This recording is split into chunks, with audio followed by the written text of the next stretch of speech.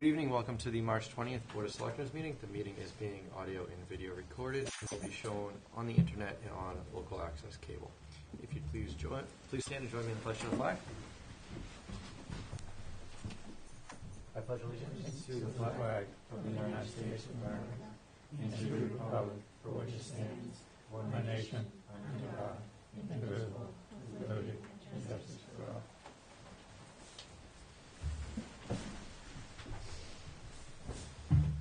Okay, first on the agenda we have the purchase and sale agreement for Outfront Media.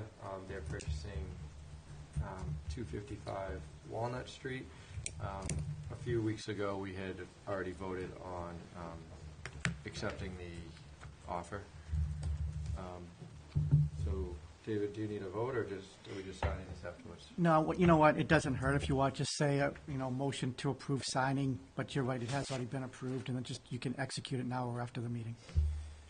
Is there a motion to approve signing? Motion to approve the signing for Outfront Media. I'll second the motion. All those in favor? Aye. Aye. Okay, approve the meeting minutes of February 20th, 2019.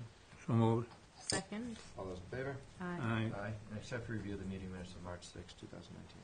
Moved. Second. All those in favor? Aye. Aye. Okay, special town meeting is next Monday, March 25th.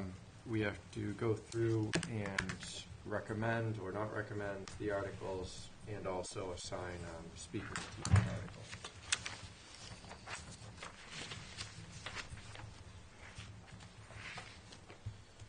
So,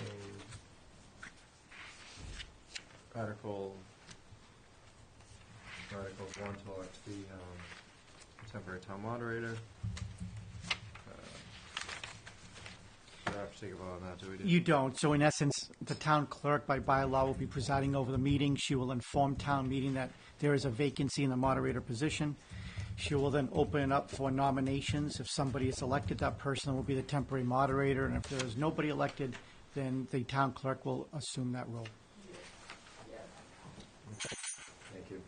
So Article 2 is for the Howard School roof. It's roughly, the article's for $412,000, but half of it being matched by MSBA. Is there a motion to recommend this article and to assign the school committee or superintendent as the reader? So moved. Second. All those in favor? Aye. Article 3 is for the water department. They're asking for $115,000 for this current budget year to be taken from surplus. Is there a motion to recommend or not recommend and assign a reader? I'll make a motion to recommend, and I assume someone from the water department? Yeah, so I would say, it's an assignment, be the water commissioners and or Okay. the water superintendent. I'll second the motion. All those in favor? Aye. Aye. Aye. And Article 4 is for the sum of not to exceed $500,000 for the replacement of a well by the water department. So is there a motion to recommend or not recommend and assign the... Motion to recommend. Second. And the water department as a reader. All those in favor? Aye. Aye. Article 5, to see if the town will spend up to $39,000 for replacement of the fuel dispenser and management system at the fuel pump by the fire station. David, who is the fire department actually proposing this? Would they be the reader, or would it be Yeah, so someone else? I would ask it to be the fire chief. Okay. Is there a motion to recommend this and assign the fire chief as the So reader? moved. Second. All those in favor? Aye. Okay, annual town report dedication. We have a list. How do we usually do this? Is it usually one person or multiple? So in some years, you've had one person, and other people you have had multiple. So my recommendation is that although everybody here obviously provided a high level of service to the town, There is no doubt that Jim Benson, our moderator, had dedicated most of his life to the town and was obviously in his active position as moderator. And Frank Nelson dedicated probably 30 to 35 years of his life for the Council on Aging and was active on the board of directors for the COA when he passed. So my recommendation is that we would place both Mr. Benson and Mr. Nelson as the dedicate the book to the two of them, and then the other people listed on here you could do in memory of.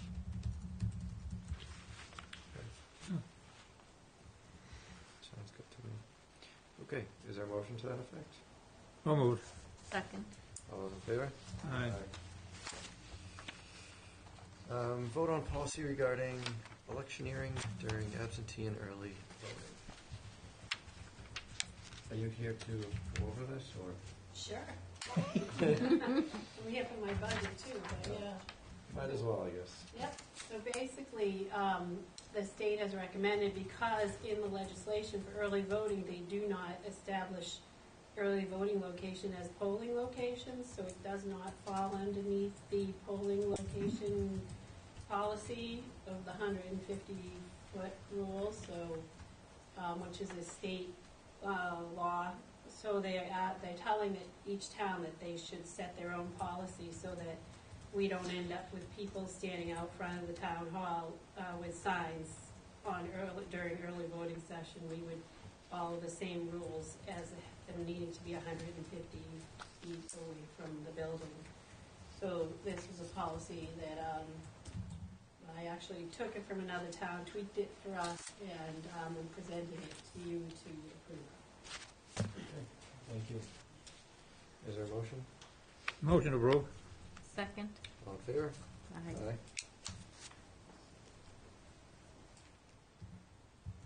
And town clerk and chiefs, David, do you want to? Yep, so I placed this on the agenda because it's quite an accomplishment. From what I understand, it takes 3 years before you can even qualify because you must be a clerk for that long. Then my understanding is it's 250 questions, is that correct? 250 questions, you're given about a month to be able to complete the exam, and from what I'm told, there are a handful of people out there that do not normally pass it on their first attempt. And so it is that difficult of an exam. Good for Annie. And I think what it does is it just shows that the level of professionalism that she has, that office has, and that the town has. So where she was going to be here this evening, I could have put it on the previous meeting since we had it, but where I knew she was going to be here this evening, I thought that it was an opportunity for all of us to say congratulations to her for her hard work and for the town to know that they have a very quality person in that position. Congratulations. That's great. Congratulations. Congratulations. Now you get to present your budget. Oh, that's next. You're up.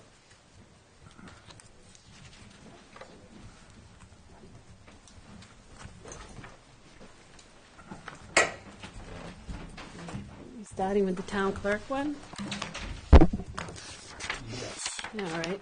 So the town clerk one has contractual. The first two lines are, the second line's contractual for Sharon for her raises coming up. First line is mine, where I'm asking for a 3% increase. And the other changes are that because I passed that test, by Mass General Law that was accepted, I get a $1,000 stipend for passing that test every year. And I have to keep up my qualifications in order to keep that going. So I get to keep getting recertified as I go along. And then there is a line in there under office supplies where we looked at a new program from LL Data. I looked at it with Linda and Lorna in the Selectman's office, and it will work for recording and keeping control of people that are on boards and committees, and whether they need to take their ethics test, whether they've done their open meeting law, whether they've taken their oath, and all that type of stuff, because right now it's a little chaotic. Sharon does a lot of it, and it's an access-based program, and we can't connect together. This will be able to have the Selectman's office and the clerk's office look at the same program. So when they update it, I'll see it. When I update it, they'll see it. They'll be able to keep track of who's done their required paperwork and the ethics tests and all of that. I think it's a great program. I think it's a reasonable price, too. I was shocked. The initial setup fee is $2,109, and then it would be a $95 a year maintenance to keep it going. So that's in there. Otherwise, everything has stayed the same. Are there any questions? Just on line 5112, there's an 8% increase for clerical salaries. Does that include it? That's what it says on the end, that it's an 8% increase. Is that number right? She gets Step? a step in It was May. a step, okay. Yes, yes. So she actually gets it this May, and so then she'll have a higher rate going into July 1st, and then she gets it again the following May. The first line, 5110, did you discuss that with David at all about what he's doing on his departments? No, but I do know through the grapevine that people are getting around the same, Okay. so that's what I put in. Okay. Any other questions? I have none. Okay, next one. Next one is elections, and it's basically based off how many elections I have. This year I have 2 elections. So it's increased and decreased and moved around based on how many elections I have. There's a few increases. The postage went up from 47 cents to 50 cents. So that's an increase when I do my town census. And pretty much that's it. I had 3 elections this year. I've done 2. I've got 1 left. Next year I only have 2 elections. So you'll see a decrease in that budget. Any questions on that? All right, Veterans Memorial Day? And the Veterans and Memorial Day went up $1,000 because the parade is in our town next year. And every year when that comes around, we have to have extra money to run the parade, to do the after get together that we do at St. Anne's. All right. Everyone good? You're done. I'm done. All right, thank you. Thank you. Thank you.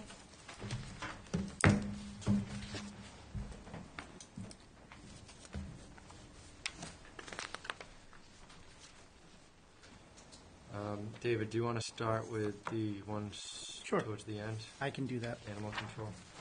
And just so you're aware, the animal control is actually administered under the police department, so when the police chief is here, he will do that Okay. budget. So I will do the Board of Selectmen's budget next.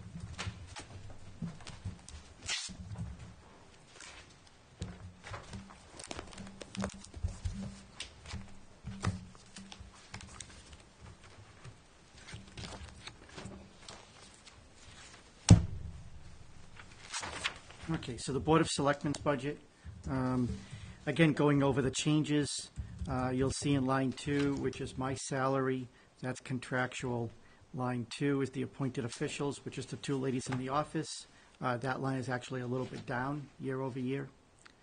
5302, we pay for the auditing services throughout the entire town.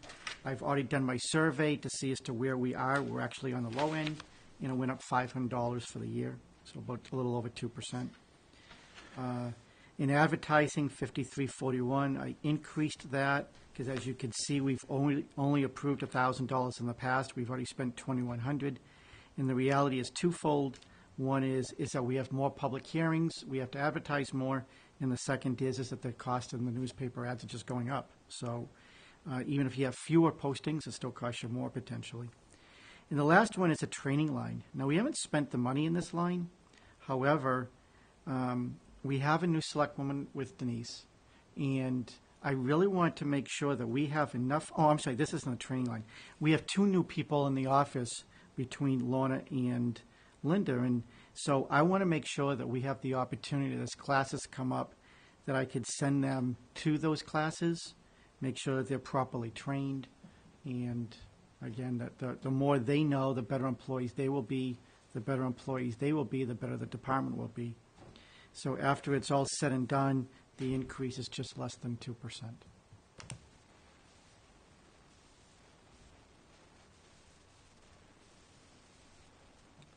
Are there any questions, or does anyone want to make any adjustments? This is our budget, so we can make adjustments as we want. I think it's good as presented.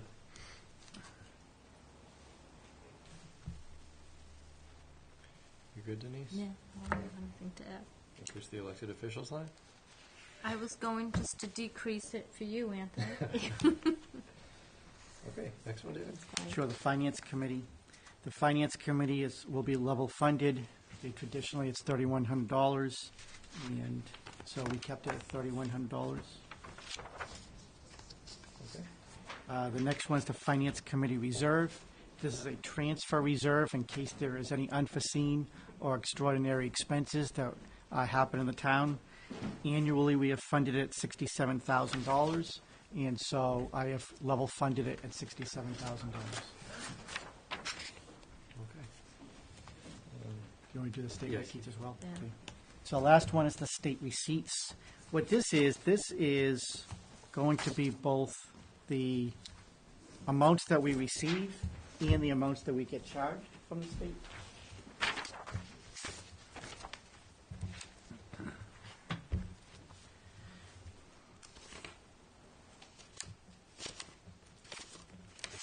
So, on page 1, you will see that under the governor's proposal, again, this has not been approved yet by the legislature. That will not happen until early summer. That right now, the governor's proposal is a little under $6.3 million. That is a $472,000 increase year over year, which represents about an 8% increase. So that's a healthy increase to the town of West Bridgewater. So that's positive. A couple of things of note.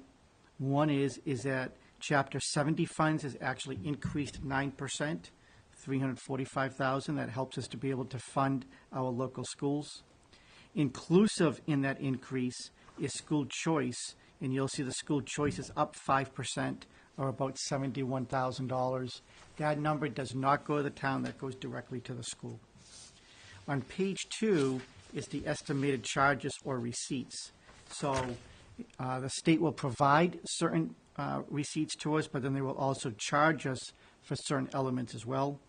You could see that the total estimated charges is just under $813,000, and that is a $129,000 increase, or a 19% increase. So the only thing that I would caution people is that although the $342,000 increase year over year sounds great, and it is that the charges at 19% increase far exceed the revenues at an 8% increase. Right now, it sounds good, but one day down the line, if that were to continue, it wouldn't be sustainable. Sooner or later, one's going to overtake the other. So, again, just want to make sure that people are aware of that. David, what drives the increase in the expense line? It depends. For example, the majority of it is under state assessments, which is retired teachers' health insurance. So when an employee from the town retires, they're on our local health insurance. Teachers are part of the MTA, which is a state organization, and they pay their health insurance through that program. So the state is increasing our health insurance for teachers $91,000. So again, just to be clear, that although Chapter 70 is up $345,000, which is great, between the increase for the school and the increase in the retirees for teachers' health, the net result is about $250,000 increase. Can I ask you a question? Go ahead. When they retire, Dave, if they hit 65, they want Medicare or Medicaid, right? Yeah. So they come off of that health care plan. They're not covered the whole entire life, correct? Yeah, so they're required to pick up the Medicare or the Medicaid at that point. But then they can also pick up a supplemental at that point. But we don't pay for that. They have to pay that. That is correct. At 65, they're stopped. They Right. move on. Correct. Unless they're still teaching. Correct, but most teachers retire, they can retire at 55. So you have about a 10-year exposure, if they choose to retire at 55, but a good amount do. Okay. Mike, you're up. Give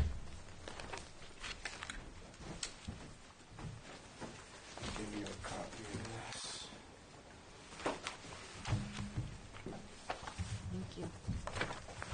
Thank you. Thank you.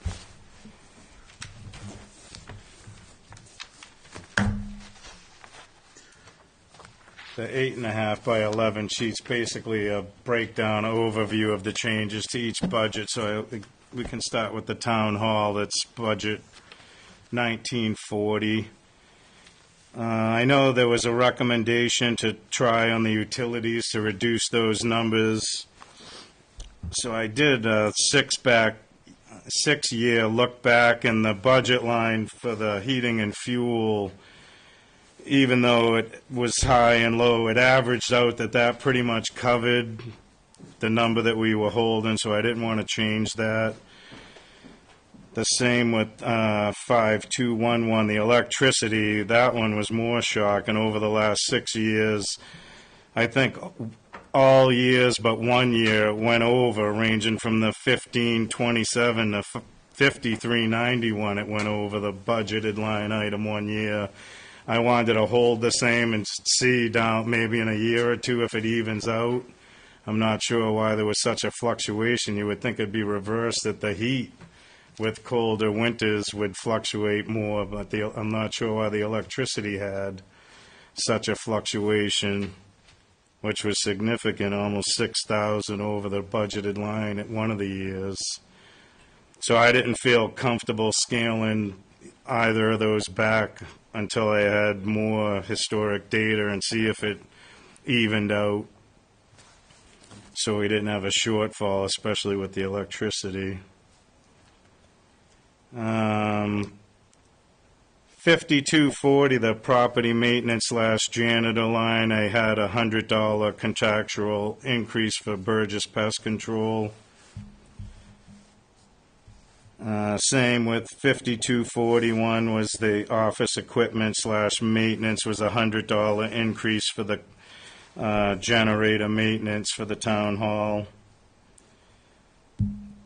5243 boiler maintenance / repair, I was looking to increase that line by $2,700 to have that at a minimum annually, have them service it and go through the system to eliminate any unforeseen issues. We actually had a lot of issues this winter with the heating system. I'm working on some quotes. I have one quote from one vendor, but I want to get at least 2 more for some repairs that I had mentioned in the last previous, I think, 2 budget cycles, and the money wasn't allocated, but the exhaust system's starting to rot out, and some of the joints on the copper piping are corroding, and at some point are going to let go. But I need more quotes. I don't want to go by the one company I have because I don't know if it's high, low, in the middle. So that may be a capital item for next year. Hopefully there's no major issues that come, but I guess if a crisis hit, I could go to the Municipal Building Needs Committee if something happens before I find the funding source to do the work before it becomes a crisis to the boilers. Budget line 5903, the elevator maintenance, requesting a $300. That's a contractual increase to that line. Excuse me, does that have to be inspected every so many years or The elevator, annually. annually?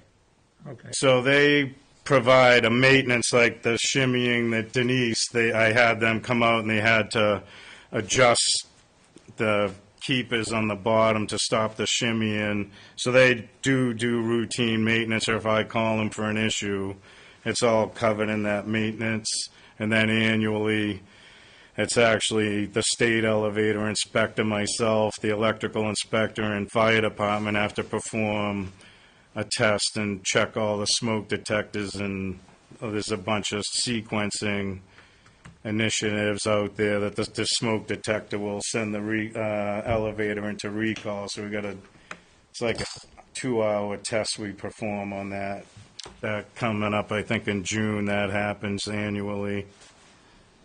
So that's it for the town hall. Any questions? Any comments? Nope. The next one is Department 2410, the building department. Line item 5111 was the appointed official. Myself was a contractual increase, which I think that's got to be verified through David, through the goals and performance review, what the actual number is. Line item 5112, the clerical salary, number 1 was a contractual increase for the administrative secretary. Number 2, we were requesting again a part-time clerk at a cost of $20,030. That's, again, the building department. We've been super busy. This is the 3rd fall that I've worked for the town, and every year we've been growing more and more.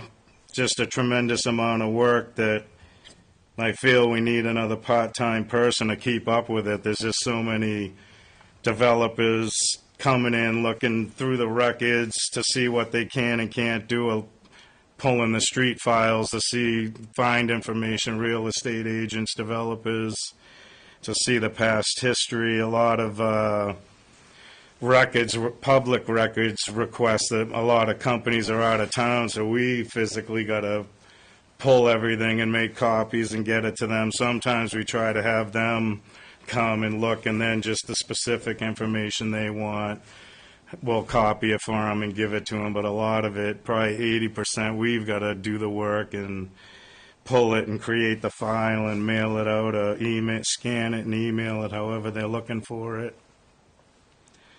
But a lot of the window and the phone is so busy that Karen really can't do a lot of her job, and it falls on me, like typing letters or certificates. There's a lot of timely action when I go out and do an inspection, and there's deficiencies that they have to correct, and it's hinging on a certificate. Like the daycares, if they don't have that certificate, the state won't renew their licenses. So there's a lot of time-sensitive stuff that, when we get to it, we'll do it.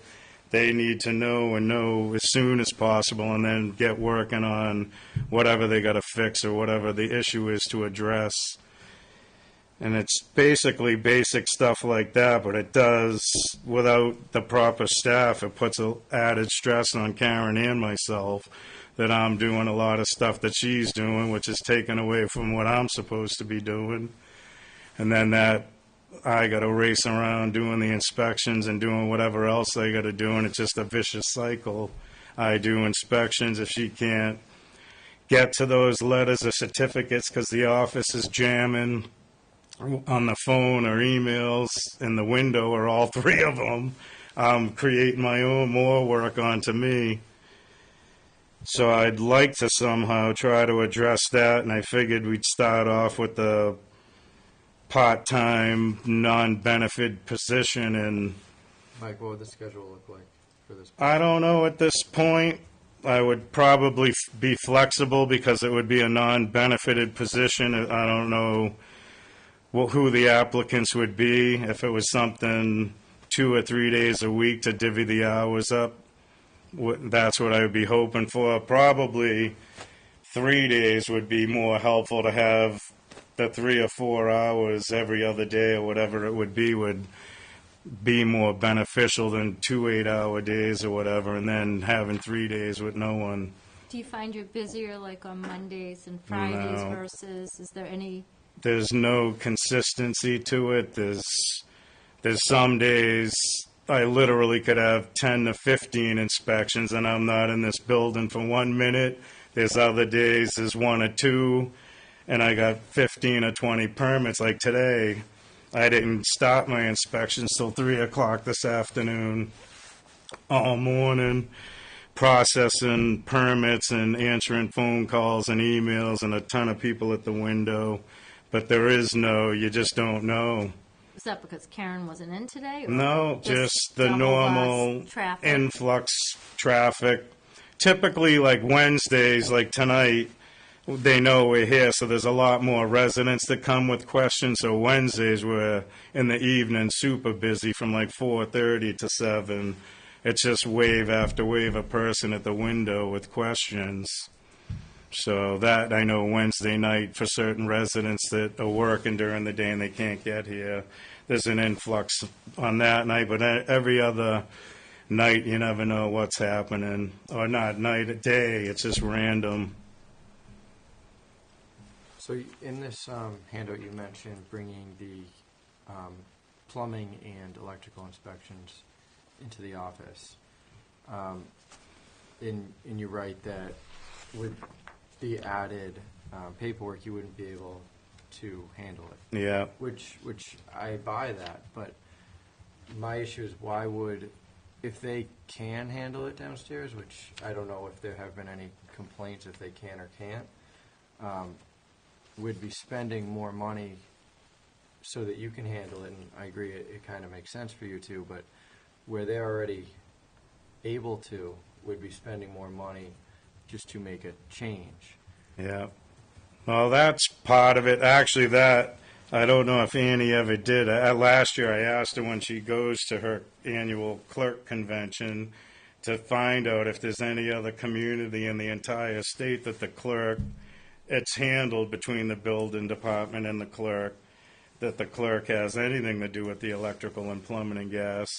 I think right now that's probably one of the, for the applicant, one of the most chaotic things. They come to us first because I would say 99.9% of the communities in the Commonwealth, the building department is charged with overseeing them. We all work together. So they come to us, we tell them to go down. Then if there's questions with them, it's back up. They're up and down, they're up and down. No, I can see that, definitely. I mean, I'd go to the building. The other inspector thing, as well. us, we work as a team, so we don't know what's going on, because the clerks, even the inspectors themselves don't know. So if it was there, all of us, the process would be the same. I don't know. It should be taken into our department, then the inspectors review whatever the permit's for, especially if it's commercial buildings, and then they would authorize the issuance of the permits. Right now, it's just done. You pay, they get it, and David finds out after the fact. The slip comes upstairs, David Bentley, the electrical inspector, or John Cruz, the plumbing and gas. So the chaos, and it's internally, it's fighting us as a team. It's not working at all. Okay. Which was another, and for them, like I said, if we're all together in one, we'd see each other and be discussing the projects and more in tune with each other than the way it is. The biggest thing to me is the review of the application and the permit, like David would be, and John, checking licenses, insurance, and doing what they're supposed to be. That might not be the case down there. It might be just coming in and they're issued or good to go, and then after the fact, they get a copy of it up here and find out what's going on. How's that going to work out? Right now, you're crowded. What you got now to take on, to bring other people into that office there, are you going to be able to handle it? Well, that's why I'm saying I want to start with part-time and train somebody. That our office on its own, forget the electrical and plumbing and gas, is a tremendous amount of different areas that we deal with. It would take time to train someone to be comfortable and then work that in. Actually, the electrical, plumbing, and gas is a little more easy to handle than the building. There's a lot more documentation required for my permits, especially for a new house or a commercial project. Yep. Okay, all right, if you want to keep going with the other lines. The 5242 is the vehicle repair. I just wanted to raise that to like 260 more. I think there's some more maintenance items coming. I think right now that budget line's just about wiped out. I know he said at some point I'm gonna need tires again. Okay. The next one was 5480, was gasoline, which I think the first year I started was in the fall, so I got baptized by fire that year and didn't see this, but I think the second year, and I realized on our monthly fuel expense that the number never changed. So it wound up that I think the water department, since Paul Stringham, I think, was here, I traced it back to the beginning when Paul Stringham was here. The fuel wasn't getting taken out of our budget for the building inspector's vehicle.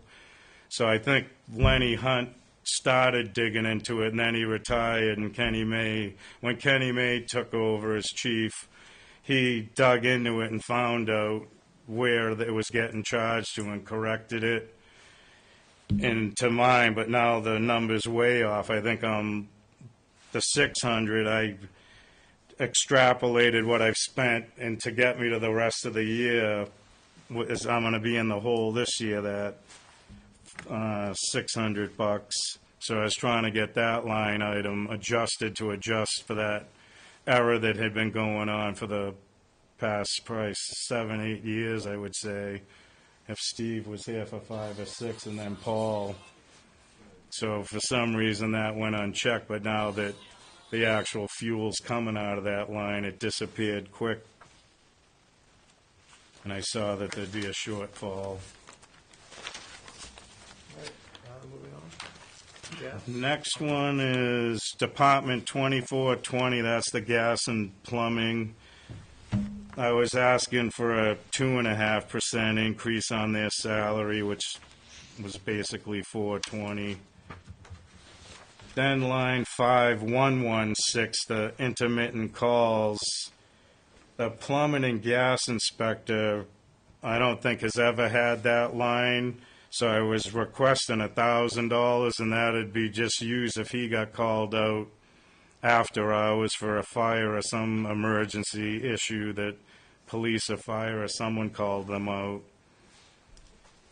Do we bill for that? Yeah, but like I said, he doesn't have a line. But the next electrical inspector does have a line, but he only had budgeted $200, which he goes out the most out of any of us, and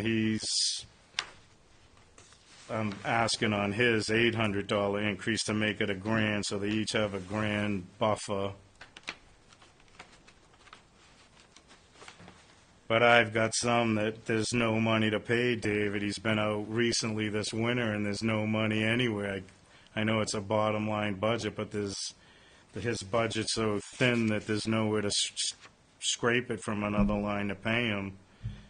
So that just boils into his stipend, and when you add it all up, it's not a pretty picture what it is for the hours that he's actually working. So as of when this was pulled, the actuals as of December 20th, it looks like there wasn't anything. Were all those calls after that? Yeah. Generally, it's the winter time when we have storms, which luckily this winter wasn't much of a winter, and I think, like I said, I think David had, out of all three of us, the most after-hour issues. Services getting ripped off houses and buildings. Like the Spring Street School, and the service was burning up underground.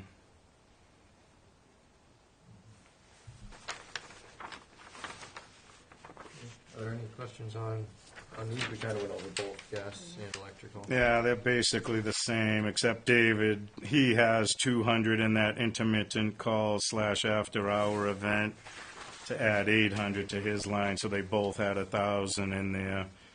Like I said, that's just only when they get called out. That was something I think I mentioned last year, that in Bridgewater we had set up a revolving account, so when the issue happened, it got billed, it went into it, and then they got paid out of it. And I think what was billed was a little bit more, so it never ran out of money, or we got to wait for that check to come, and it grew a little bit and always had sufficient funds to take care of whatever the issue was. All right. Are there any other questions? Anthony, can I ask one? Go ahead, Neil. If you hire civilian staff, which I know you need, $20,000 is asking for, up 2 or 3 days a week, how much are you gonna pay them? A week, hourly, because minimum wage is gonna go up to $15 if I. Yeah, And then, if you do get somebody groomed, how much gonna work for minimum wage today? yeah. Which is $11 or higher. Once you groom them, we're just gonna move on. I don't have the figures with me. It's actually a union position, so I had the union. Don't sound green to me, but. I know, it's on their scale. It would be $24 an hour. Yeah, it was 20-something bucks an hour. Yeah, so I think, so you have a $20,000 budget, you can't go over that. So No. you gotta work within that $20,000. Yeah. So you might say towards the end of the year, guess what, you ran out in August. No, I can't do that. It's against the law to overspend the budget, so I have to work within whatever the number You have is. to lay him and her off until the next year, you have a new budget. Well, I'd factor it in at the beginning. I'd actually probably work it reverse and figure the hours out to be less or close. And if it did get close, whatever, if it's, they had to take the last week or two off, if it got thin. Could you almost treat it like an on-call type of position? I mean, is that possible? Kind Where of. if you knew you were going to have, like, let's say you knew Yeah. Thursday and Friday for some reason were going to be super busy. Yeah, we don't know when it's going to strike. So kind of the on-call, we're utilizing the senior save program. Okay. But we can't expect them, it wouldn't be fair to them or us to try to make them permanent staff.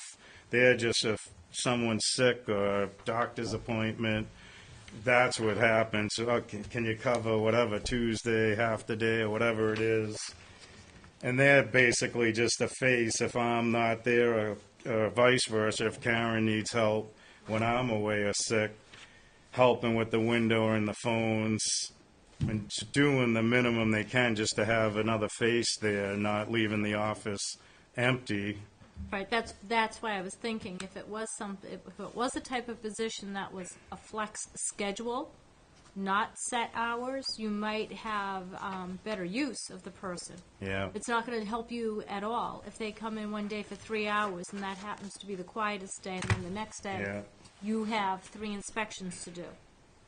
So it's just, if you offer a flex Yeah. time position, it might be beneficial. Just throwing it Yeah. out there for you to think about. Yeah, I would. You'd have to see how it went, but I'd probably have one way if it was busy, help with the window, and if it was slow, specific tasks. All right, I want you to concentrate on this and try to get this done, whatever that is. And as you know, I think we discussed it last year, that technically it wouldn't be anything to the general fund, that by Mass General Law, all the permit fees are supposed to run the whole department off the fees because they're paying us for a specific task. They're not, whatever, it's not real estate. They're coming in. Definitely have to make those adjustments. So part of it, which I had done, and David and I have to go through it and probably come before you guys with the recommendation. I did do an extensive permit fee analysis across the board, the building, electrical, plumbing, and gas, and those would be adjusted. But like I said, you realize that it wouldn't be out of the general fund. Whatever we need to operate within reason is the fees are supposed to 100% cover it, and a little bit more that would pay for us being in the building, the lights, the heats, the accountants, me taking up your time tonight, all the incidental other costs that would be associated with the department. And that's, I guess, about it. All right, How are thank you, doing- Mike. oh, I'm sorry, did sorry. you have something else? How are you doing with the renovation? I pretty much have all the plans are done, and the 3 or 4 contractors that I originally submitted the bids to and got the numbers, they're working on redoing the bids based on the scope of work, so I'm hoping maybe this week or by the end of next week to have those final documentation bids back and get that to David to make a decision. And I'm hoping as soon as someone's awarded the bid to just start as soon as possible. There's the last 3 years, there's really been no slow period. We've had 3 pretty mild winters. You would think the winter would be a good time, but it's been as busy, if not busier than the summer this winter again. So we would just temporarily relocate and then tune it up and move back. All right. All right? Thank you. Mike. Thank you all for coming in. Thank you.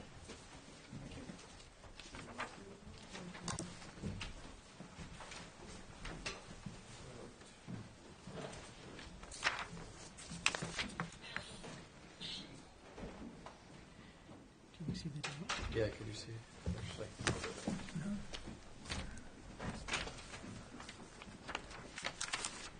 Anthony, a lot of times, Anthony? Yeah. Ready? Yeah. Please. School's 3,000.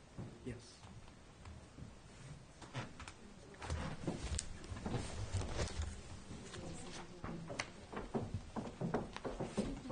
Thank you.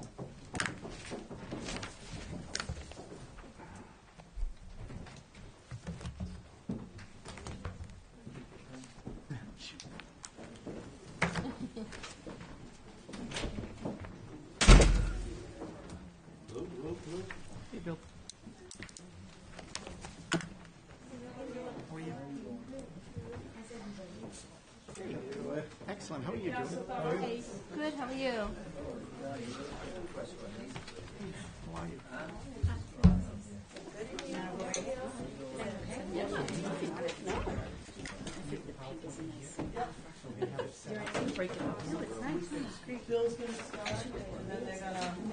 Each handle is a second. You just want to swipe for it. Okay. Or do you want to hold it this way?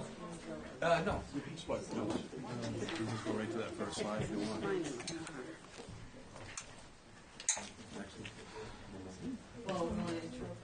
Yeah. Do we start? You ready to go? Yeah. We can start? Yeah. Okay. Yeah, we're ready when you are. Good evening. My name is Anthony Eldon, David. My name is Bill Flynn. I'm the chairman of the school committee. And thank you for seeing us tonight. We wanted to get in front of you to go over a few things with the school budget and hopefully give you guys a little bit of an idea, and also the town an idea of what we're facing here with the school budget, and actually break it down into some areas that hopefully make it a little bit easier. Because let's face it, the budget is very large. It's almost half of the whole town budget. So we're here asking year after year after year, and the town is good to us, so we thought we'd try to explain it in better terms to you. With us tonight, we can answer everything. We have Vice Chair Donna Hume, Secretary Sue Sullivan, Molly Smith and Jim Holden of the school committee. We also have Michelle Fredericks, our business manager, Corey McIsaac as our special education director, and Dr. Oakley is here to answer any questions at the end. All right, so if we get into this, the 2 areas that are significant strain on our budget is the special education and 2 English learning language. West Bridgewater is not alone in these increases and in everything that's going on with it. The foundation budget reserve, which you have a nice little, another piece of paper in your pocket that will explain that in more detail, will help us understand what is going on here. So first, we're going to have Mrs. Hume's going to go through special ed for us. Then Mr. Holden's going to go through the English language, and then Mrs. Sullivan's going to talk about Chapter 70 money, which is really something that needs to be discussed. And then I'll tie it up at the end, and then we'll take some questions. You know, we'll move through this as quickly as possible for you. Okay. All right. So we're required to provide, in the least restrictive environment, a free and appropriate education for special ed students aged 3 to 22. What's called their Individualized Education Plan, or IEP, that's a legal document that dictates the appropriate services and placements for each student, and that placement might not be the local public school. The most unpredictable and unfunded costs for special ed are outside placements for students whose need cannot be met within our district. We're responsible for both the costs of sending these students out of district, as well as for the transportation costs associated with getting them there. I mentioned the costs are unpredictable. Last year, for example, we finalized our budget in June. In August, a family moved into WB, and they already had a child in and out of a district placement.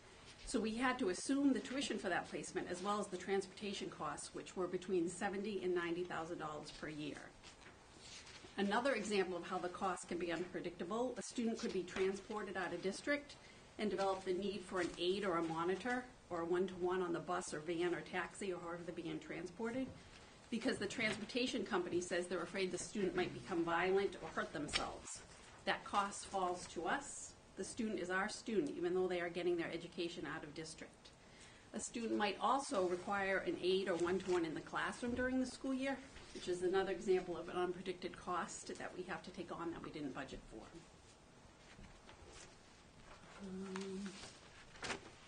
Presently, only 1.5% of our school population is placed in and out of district placement. However, this represents about $1.7 million, or 11% of our total proposed fiscal year 20 budget.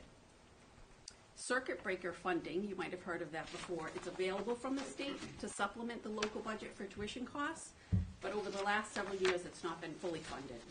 So we do get some back, but not all of it. And transportation is not reimbursable under circuit breaker at all, and sometimes the transportation costs can be equal or even more than the placement itself costs, depending if there is a need for a monitor or an aide. This chart shows the anticipated out-of-district placement costs for fiscal year 20 based on what we have this year. The first column shows the number of students at that placement. We can't list the name of the placement next to the number due to confidentiality, but the list of the schools the students attend are listed on the slide at the bottom. You can read it. The next column shows the annual tuition per pupil, and remember, we have no control over the tuition costs whatsoever. Then it lists the transportation costs. If it says NA, that's because the transportation isn't needed or it's a residential placement. So for example, we have 5 students at one school. The tuition is $50,305 per student, plus the $62,000 for transportation. That totals $313,525 per year. Another example to point out, we have a student with severe disabilities who is in a 365-day per year residential placement with an annual cost of over $335,000. So the anticipated cost for these out-of-district placements for fiscal year 20 is over $1.7 million. And when we go through our budget, you'll see that that is a $321,000 increase over fiscal year 19 for out-of-district placements. So that's 2.5% of our increase. The reason that the out-of-district cost is so much more this year is because we've had a move-in, a change in placement to a more restrictive environment. We also had some changes in services for some of the kids and an increase in transportation due to a different placement.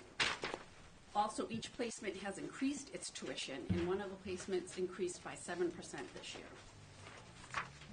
Can I ask a question on the previous slide? So I see East Bridgewater Public Schools listed as an out-of-district. Yep. What do they offer that we don't?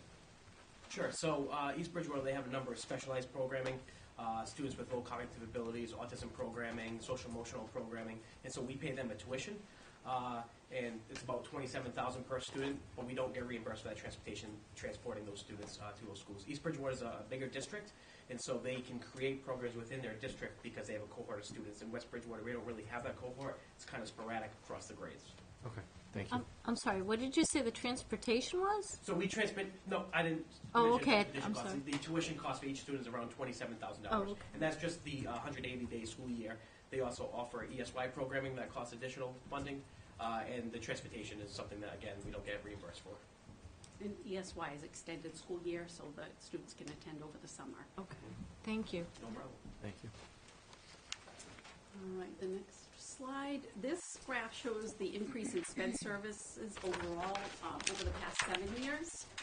So the blue shows the number of kids that we service here in our district. The red shows the costs for the out-of-district placements, and the orange is transportation. So you can see the increase in the out-of-district and transportation because of the increased needs of our students. You'll notice that the blue, the in-house services, haven't really gone up over the last few years. And the reason for that is that Mr. Mike Lazick has been working on building capacity within our district to bring services in-house, like occupational therapy and behavioral therapy, instead of relying on outside agencies for these services, which is more expensive because they charge an hourly rate. Can I just interrupt one? Sure. And Anthony, to go back to your question, the East Bridgewater programming, it's a lot cheaper than collaboratives or private school programs, so we utilize them, but there's pros and cons to that, right? Because if we send them to a private school program, they might meet that circuit breaker threshold that Donna mentioned a little earlier. East Bridgewater, they're not meeting that threshold because it's around $45,000. And the tuition there, like I said, is about $27,000. Okay, thank you. No problem. Okay, so it's really, as I said, the tuition costs and transportation costs that are really hurting us. And again, we have no control over these. We have no control if the tuition goes up, if transportation goes up. If we can't find another district that has a student going out of, to the same place as one of our students, then we have to pay 100% of those transportation costs. We have one student that we have to pay $299 a day for transportation. It's the only transportation that we could find, and by law, we have to get the student to that placement. We do, as I mentioned, share transportations with other towns as much as we can, and we're able to cost share through the North River Collaborative, which we've been doing for about 8 years now. So now I'm going to turn it over to Jim, who's going to highlight the other area that has a big impact on our budget that we have no control over, our English language learners. I'm going to stand over here so you folks can see me. I need to be right behind Dr. Oakley, but better than not. I'm always behind her, right? It doesn't matter. As you're aware, our other big cost with the school is English language learners. And, you know, it's becoming a bigger and bigger cost every year. Unfortunately, we, again, have no option. We do have to teach a student, whether they're here at the beginning of a school year or if they move in during the school year, they cannot speak any English at all. We have to teach them how to speak English, and it's quite costly. And it doesn't matter what grade level. It can be a first grader, it can be a senior in high school. We still have to do it. We're obligated by the state to do it. So Massachusetts statute requires that all students not fluent in English receive ESL, English as a second language service, by specially licensed teachers. The amount of service per student ranges from 95 to 135 minutes per day for levels 1 and 2 students, and 45 minutes per day for levels 3 and 4. Levels assigned through WIDA, and I will let Dr. Oakley explain to you what WIDA is. It's the testing service required by the state, so the minute a kid moves into town and identifies that through their home language survey that they do not speak English or they speak limited English, we then have to have the ESL teacher test them with this reader test that they go through a battery test. It's for listening, speaking, and writing. And then that designates, based on this state rubric, that designates whether they're 1 and 2, which means they would only get about 45 minutes a day because they probably speak okay English, but they're not completely proficient, or whether they're level 3 and 4. A level 4 student then would be someone who comes in and doesn't speak a stitch of English, and we would have to give them 135 minutes a day, so assign a teacher to that. Currently, 11 of our ELs are levels 1 and 2, and 11 are in levels 3 and 4. Since this report was done, I believe we've jumped one more person. Am I Yeah, we correct? just had a student move in from Peru last week who doesn't speak any Who English. doesn't speak any English, so we're actually at 23, not 22. It is what it is. We have no options. Several years ago, we hired a part-time ESL teacher, which I believe all of you are aware of, to continue population growth with ELL students. The position has increased from a 1.0 FTE. However, with the recent influx of several non-English speakers, an additional 0.5 teacher must be added to FY20 to be able to appropriately service all of the students across the 4 schools. One teacher just can't be in 4 different schools at once. it's not gonna happen. You know, and even at 1.5, it's stretched very thin. Really, we'd like to see 2, so that there's not as much, for lack of a better word, pandemonium with people running around all the time, but it is what it is. We'll try and get away with 1.5. In addition to providing English language instruction to ELs, many parents and guardians require interpreted services, which the district must provide at a cost of $250 to $300 per hour with a 3-hour minimum. Just so you guys understand what that is, as Dr. Oakley said, a student just moved in from Peru. If the parents also do not speak English, and that particular student wants to go to a play or to a game or whatever the case may be, and the parent is going to be there with them, we're required to make sure that the parent understands in their native tongue what's going on in that particular case. So we'll either have to hire a tutorer, or I'm sorry, not a tutorer, but an interpreter, and or in some cases, very rarely, will we have a teacher who speaks the language, who will not necessarily volunteer, but help out with that particular case. Just so I understand, so if a student, if an ESL student wants to go to a school-sponsored play, is that what you're talking about? Or are you saying any play? No, everything within the school. School-sponsored. School-sponsored. Within West Bridgewater. Within West Bridgewater, school-sponsored. The parent goes with the child, but we pay for the interpreter who's present during the play to Yeah, more often than not, it's stuff like if the kids are, they need to meet with the guidance department, Okay. and the parents don't understand English. Okay. We have to hire the interpreter.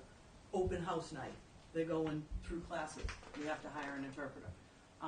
But if anything really that if they want to come and attend their kids' dear graduation and they don't understand English, we have to have an interpreter. And I mean, we do that we have a family that has 2 hearing children but 2 deaf parents, and we pay for the interpreter. So those are kind of the hidden costs that people don't realize that schools have to pay for. And it says $250 to $300 because depending on the language, $250 is, if it's something like Portuguese, we could probably get someone for $250 through there's a couple groups that we have in Brockton that we go through. But if it's Urdu, which is not really that common, it's $300 per. So it's just, so that's in our ESL line. Those Any other questions? Okay. The last page is our chart. It shows you what our the blue is our existing students that are in, if I'm correct? Yeah, they're the current ELLs. Those are in the ELL.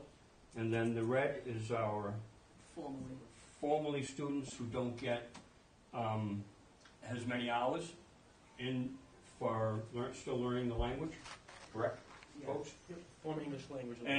And as you can see, as the years have gone through, and it's only been 4 years, it keeps going up. And it's going to go up again next year and the year after that. And we have no control over this. It's unfortunate that, that we are in this predicament, as I may say it. It isn't really something that we want to be stating that we're not going to face it and move forward with making sure excuse me, that all our students get taught no matter what language they have. It's not fair of us to say that. We strive on making sure that the school does the best job they can do with all of our students, no matter what language they speak or where they're from. And again, this is everywhere. I mean, we actually, the fact that we haven't had this influx before this is interesting because we are right next to an urban center. But it's more and more they're coming, and it makes sense because once you see the languages up there. Our top languages numbers is Haitian Creole. Well, when you come to a place and then you get 5, 6, 7 Haitian, and then they feel comfortable, you want to be with, you know, friends and family, so you're going to get more and more. And I can tell you that this happened, probably 8 to 10 years ago in Abington. One year they had, you know, like 10 ELLs, and then a little Brazilian store went in, and they're up over 100. And they're not different from us, they're just on the other side of the city. So we will keep getting an increase in these numbers. And we have to make sure they get the same education as everyone else. Just for your information, the breakdown of what we have, according to the bottom, as Dr. Oakley mentioned, there's 5 Haitian Creole, there's 6 Spanish, 6 Arabic, 4 Portuguese, and 1 Mandarin, and 1 Urdu. That's a different one. That's I don't even know how they speak. Does anybody yet? But anyway, you know, and it's a tough battle to fight. Now, where is this conveyed to now? You're telling us, okay, the funding doesn't come from us. It comes from the source, either the federal government or the state. It comes from us, all of it. In our budget. Comes from Yeah. our budget. All of it. But It's our they budget. tell us we need to do it. If we have over They 100, tell you, no, do it, but they don't really, it's an unfunded mandate. Yeah. If we have That's over what I wanna 100 kids, you can apply for a Title III grant through the federal government. But we don't have over 100 ELL kids. So we do get some ELL funding because we went in collaboration with the North River Collaborative for low incidence districts. But we can't supplant. We can use that for, we actually run some after school tutoring programs that can help them maybe learn English sooner so they can move out quicker. It runs some parent programs that we bring in parents and teach them a little bit in, because that helps us also. But until you can't get that federal money yourself unless you're a district that has over 100. So we're in that middle of the road. Being a low incidence district is tough because we have to give them the same services and have the teachers, but we don't get the money. But that kind of brings us a segue into the next thing that we want to add. We want the reform to help us get money. So, Mr. Holden, are you all done? No, unless anybody has another question. Questions? So just a quick question, because I don't understand how this works, but like, for example, a student that speaks Urdu, do you have a teacher assigned to that student full-time? If they can't speak any English whatsoever, how do they get through their educational day? Exactly, it's not easy. In Massachusetts, was it in 2000-something, 2005, 2006, there was a question 2 that the state of Massachusetts passed. We used to have all bilingual programs, and we were too small to have it, but Brockton would have a teacher that knows Urdu if they were 10 kids, and they would help them with their studies, and they could teach in their native language. Once that law passed, and the state of Massachusetts voted on it, it said that, no, we're not teaching kids in their native language. They're going to come in, we're going to pull them out for 45 to 135 minutes a day and teach them English, but the rest of the day, they're going into classrooms, and they're going to have to learn without knowing the language. That's called sheltered English immersion. Personally, I don't think it's the best situation for kids, because I can tell you that when this law passed, if you then took me and put me in, I have a biology degree, my undergrad, but if you took me and put me in Germany and said, okay, here, go in this class, I'd be like, I don't know what you're saying. So it's not the best way, but that's what happened with the law. That's what the Massachusetts voters passed.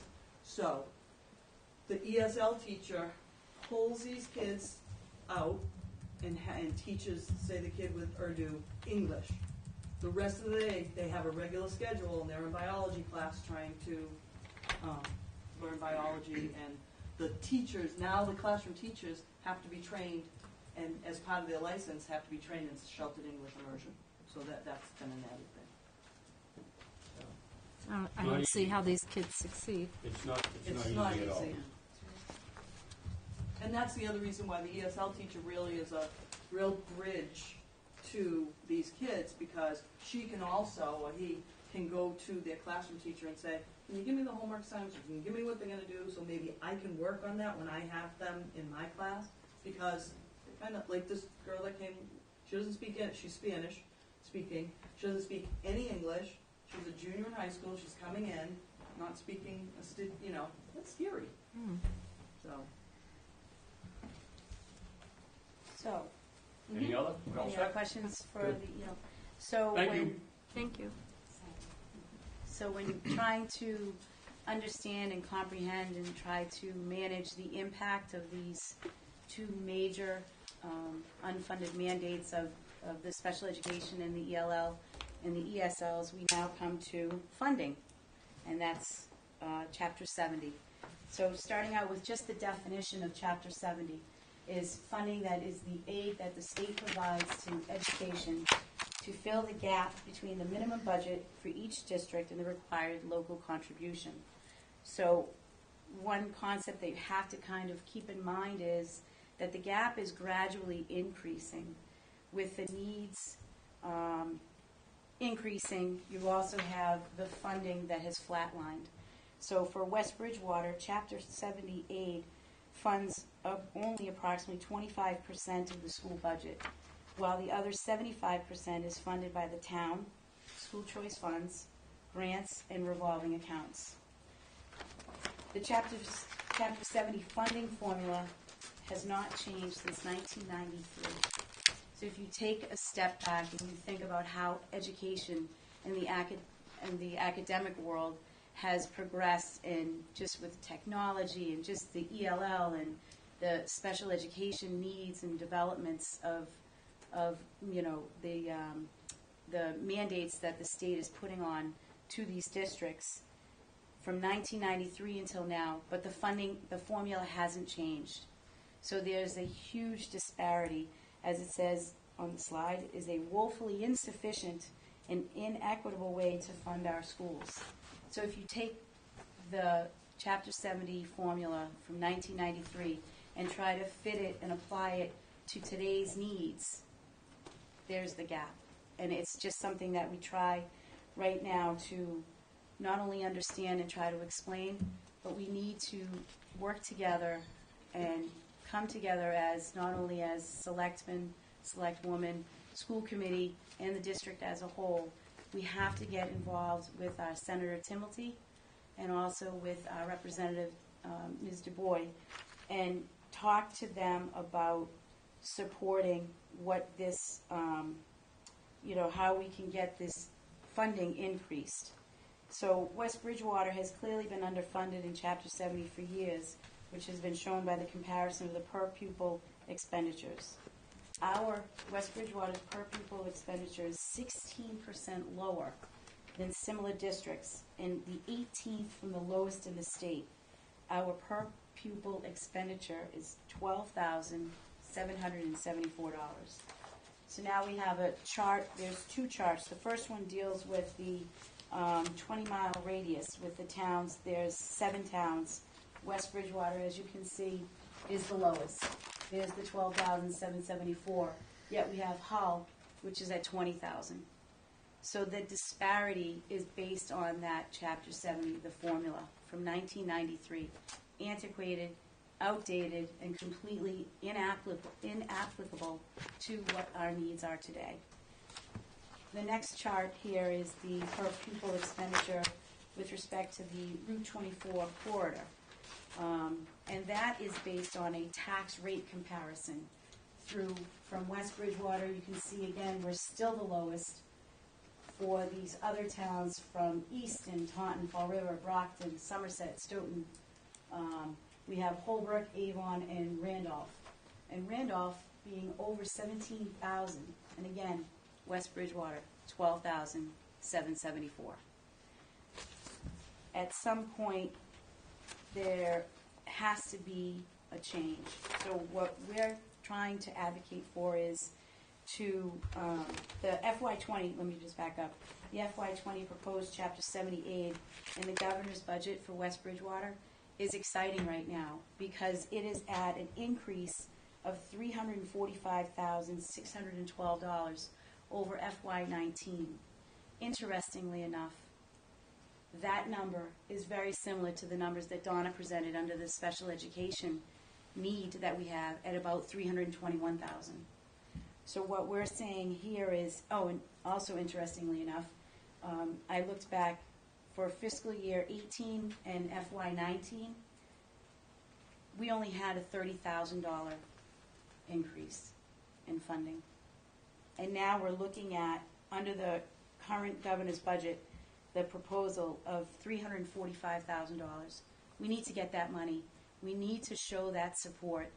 That would, at some point, not only go towards these two unfunded mandates that are essentially handcuffing our needs and our funding. We can't have anything, we don't have any funding to support our needs. There's this huge gap, and it's just increasing every year. And I'm sure that you, as the Board of Selectmen, are saying, you keep asking us for money every year. This is why. It's not that something that we're trying to, just sit back and try to just ask for the money because we're just saying that these students need it and deserve it. That's true. We're asking for your help. We need you to write a letter on behalf of the town of West Bridgewater as the Board of Selectmen to support the governor's budget to say, yes, we need these. We have these unfunded mandates.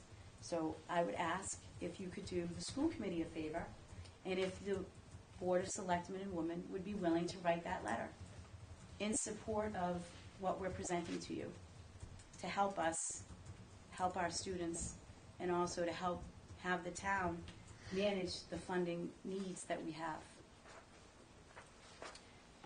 To answer that, absolutely. Yeah. We'll have Awesome. David do it. Thank you. Thank you. He was putting it on his list. It's already Yeah. in writing. Any questions? First of all, thank you, Mrs. Hume, Mrs. Sullivan, Mr. Holden. Also, Senator Timothy has been a fantastic proponent of helping us. Senator Timothy, if you go back to our meeting in December, came and actually explained some of the Chapter 70 issues that were going on in school in the State House. Also, he's conveyed to us that Senate President Spilka's one of the main things of the administration is to get this Chapter 70 money more equitable to everybody. So Senator Timothy has done an immense job for us so far. Also been in contact with Dr. Oakley a lot, and we can't say enough of the help that Senator Timothy has given us. We've had direct contact with our senator, which we haven't had in a long time around here. He's done a great job, and he's really helping us. So we'd like to, push forward while we have his help here with getting this funding, try to get it all set. So moving forward into the budget here for the FY20, you ask us to come in at a level fund. If we came in at level fund, come in at level service, we would be looking at a 5.4 increase. It's an awful lot on a $14-15 million budget. So what we're proposing tonight is basically FY19 was $12,573,064. We're looking to tonight to get $13,147,602 for an increase of $574,538, which is a 4.57 increase, not the 5.4 increase. So if you break that down even further, well, moving forward, that means the school choice, which is $2,277,248, all that school choice money and our grants that are in our revolving account also go into the school budget. That would give us a total budget of $15,424,850. So now, when you take that 4.57%, $321,478, 2.55% of the budget is untouchable. We cannot touch that money at all. So, in actuality, the remainder of the budget is only going up to $244,060, which is a 2.02% increase. So, we know it's a lot. The town has always been good to the schools, and it's a problem with the special ed and the out-of-district placements, and that's why we're coming to you asking. We have tried to make some cuts, and we have made some cuts out of the 5.4, and we worked it down to the 4.57, but we really don't really want to go much lower than that because I think we're going to start affecting teaching services and things like that around the school. So we would ask you to really take a good hard look at this. And please, any questions at all, we're here. And over the next few days, phone calls, anything to help you with the process. Do you know what your number was for fiscal year 2019 school choice grants revolving accounts? I think this number, the 2.2, is for fiscal year 20. Do you know what that number was in FY19?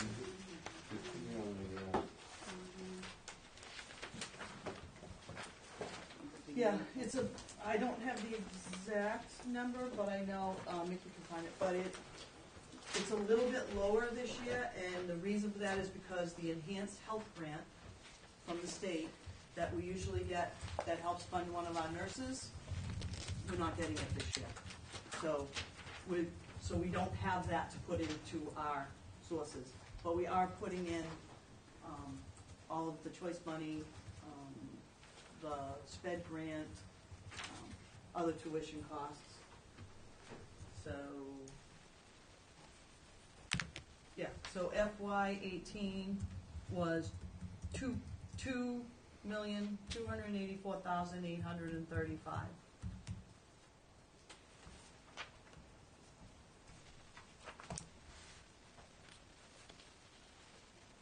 And this year, 2 million, you say 277 and 248. So the difference is about 7,500. So we actually upped a little more school choice because we got a little bit more, but we're going to be using it all. But we couldn't go any further than that because we didn't get that enhanced health grant. So we did lose on that. And so I think it ended in the same way. You can't use it for the same types of things. So that was the 2018 number, and what was the number for 19? That was the 19 number. Oh, that is the 19 number. I believe. No, FY18 was $2,284,835. Oh yeah, what's that? Do you have FY19? I can get that for you.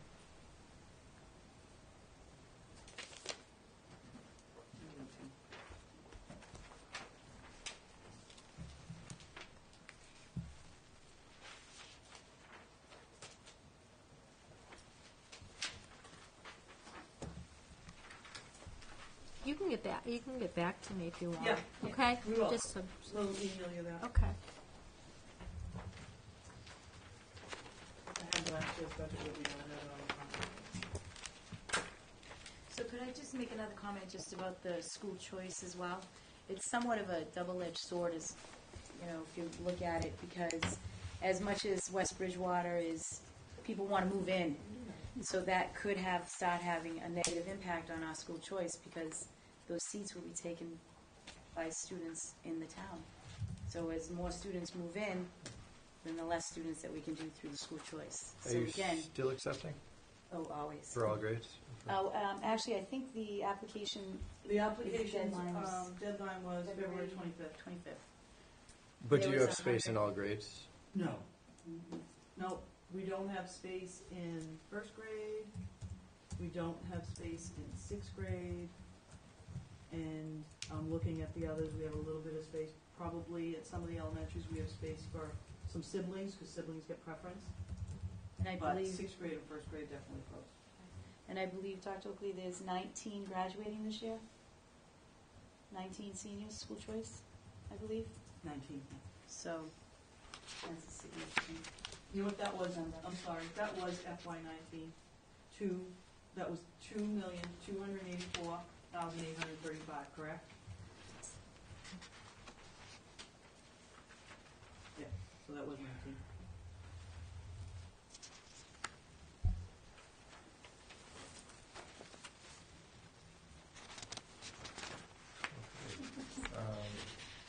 So you weren't planning on going through all 40 pages, were you? No. No. Slides, though. We just want to know if you have questions. Usually, Mr. Kennahan, do you have time? Over 40 pages. we did want to just, the easiest thing to look at, I guess, you have the first page that has the overview, and then it's each line. Just some Yeah. key things that it's a bottom line budget, and so, things can move around that way. The other thing is, and I'm not sure if it was Selectmen or Finance Committee, but last year it was suggested or asked if we could change our formatting because it was a little confusing. I think we used to put FY20 first and then do it that way, and everything else you do all these budgets in this opposite. So we did change our format so that it starts with FY17 actual, then 18, then 19. So we tried to make it a little more in line with what the town does. So that's one change that we did. Is operating FY19 an estimate? It's what we're Year-to-date. using. It's what we're using right now. Okay, because it's different from the actuals. It's a projection, correct? So this is a projection of where you think you'll end the year, and then in this book, we have the actual through March. Okay. Yes. No, We went back and forth with that with David, and we were originally going to put our operating, but where you put actual up through a certain date with everyone else, he felt that would be better. That's right, because it's. Now, a lot of your budget is salaries, okay? Teacher salaries, that's a big portion of it. Now, how many new teachers were put on this coming budget? New as in increased Increase in, FTEs, yeah. or new like people retired and we replaced them? Well, Additional FTE. additional teachers, I would say. The only additional FTE for FY20 is a .5 ESL teacher. Okay, The one And, that I talked about. okay. and in order to do that, so that we wouldn't have an additional FTE, I cut a secretary. I made a secretary part-time, and also I made a nurse. I cut a little bit of a nurse to equal that .5 that I would add. So And your contracts are up to date there. What are you going, 3-year we're in contracts? negotiations as Oh, we speak, you're in Yeah. negotiations, Right now. okay, all right. and it's really pleasant.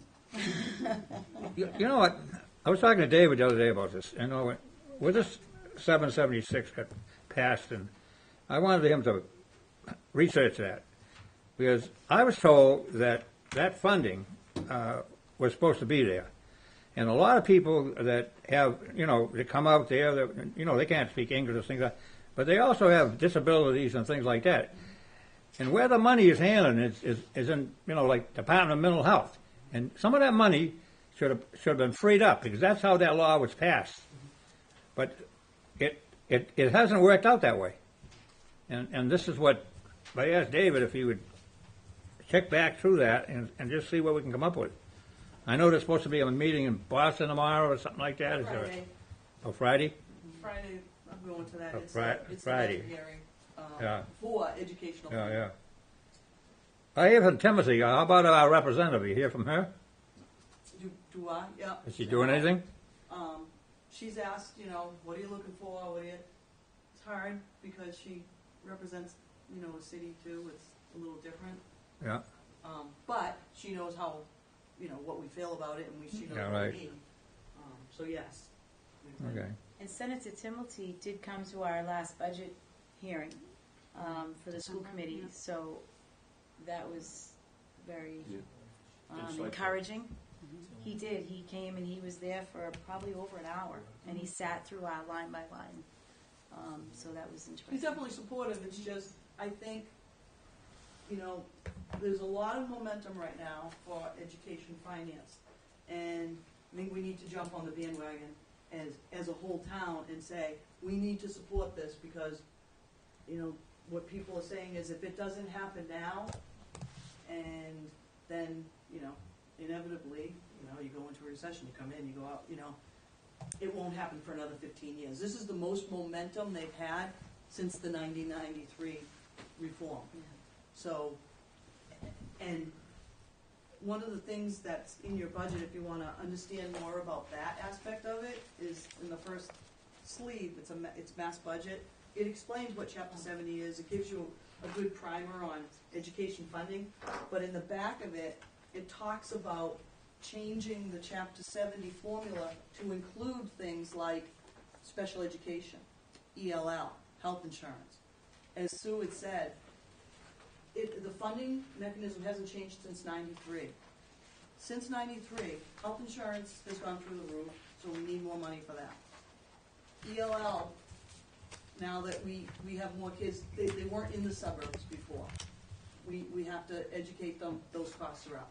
Special education, the medical field has done wonderful things to give kids the opportunity to stay alive and go to school, but that means that the cost is up. So the formula needs to change with the things that have changed since 1993. And we really need to push the state to do that because, again, West Bridgewater has been getting gypped on Chapter 70 money for a long time. And for us to fill that gap, we're putting school choice, putting revolving accounts. I mean, we're one of the top top schools in the state for school choice money that we take in. But it's not the best way to balance your budget over time because we also have growth in this town. And we also know that more and more people move in. When more and more people move in, we don't have slots for school choice kids. So we don't want that to go away.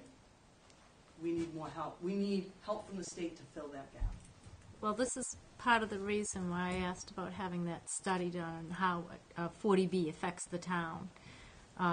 Because we do a lot of guesstimating as to how many more students or how many more residential students we could have before we have a problem with school choice. How does that impact our taxes? So I think it does need to be looked at because I think that's another statute that backfires on us as a small town. And it does need to be looked at. There's one line, I'm trying to compare the actual use to date to the budget request, and I know some of this is a timing issue. Like on line 3320, medical services, it looks like through March, it's 141,000, and you're budgeting for 300,000, almost 300,000. We don't have those actual numbers that you Yeah, guys I have. don't have those. That's not, I don't have that. Well, it was sent out to them, but again, they did their projections because everybody received the same one. So the only thing I could do is I have to make copies. I'll just hand it to you now so you can Okay. see it. Well, I will say, medical service is also nursing. Okay, nursing, salaries and stuff like that. So a lot of the salary lines, the difference you might see is that at the end of the year, so teachers only get paid for 181 days, but you split it up throughout the whole year. So the summer pay is kind of separate then and hasn't been put into that yet. Okay, so that line includes the school nurses' salaries? Yes. Screenings, physicians, screenings which haven't been done yet because you have to do them with 2 parts a year. So some of the stuff, it just hasn't been Timing. spent yet. Okay. Yeah.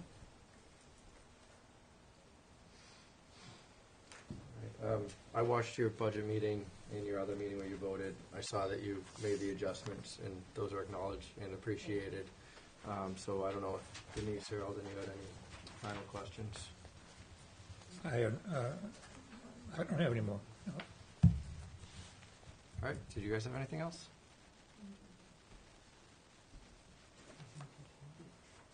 All set? All right. Thank you. Thank you. Our slideshow presentation will show again in another hour, don't we? Thank you. If you can't sleep tonight, you can watch that, right? Good Thank you very much entertainment, for right? your help. Thank you. Yeah, I'm definitely going to work for that. And then I'll work on that Charlie thing too, that letter. We'll get as much as we can. Thank you. Good, Betty. Thank you. Thanks, Beth. All right, CPC.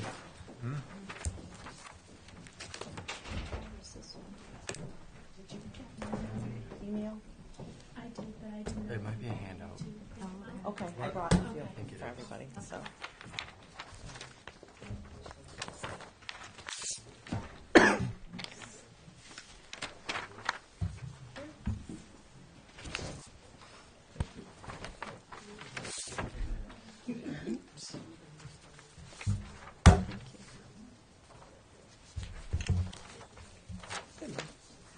Thank you.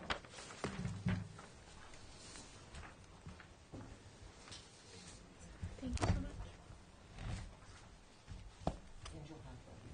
Yes, perfect. Thank you.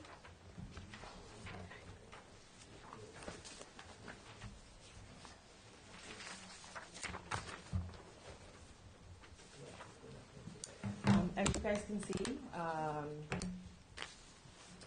I think just as the CPC operates, as the years go by, there's more interest, people know about it. So as you can see, we have several applications this year. And I'll just go through them. The town clerk, again, is asking for $20,000 to continue working on preserving the town vital records. As well as the Board of Assessors, they're asking for $10,000. Those both are a continuation, and they've been going on for many years.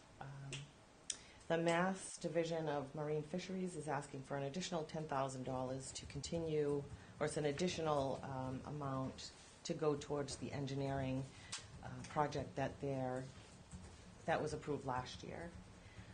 And it's for the Fish Passage Improvement Study. The Parks Department has submitted an application for $110,000 to continue repair work on town-owned cemeteries.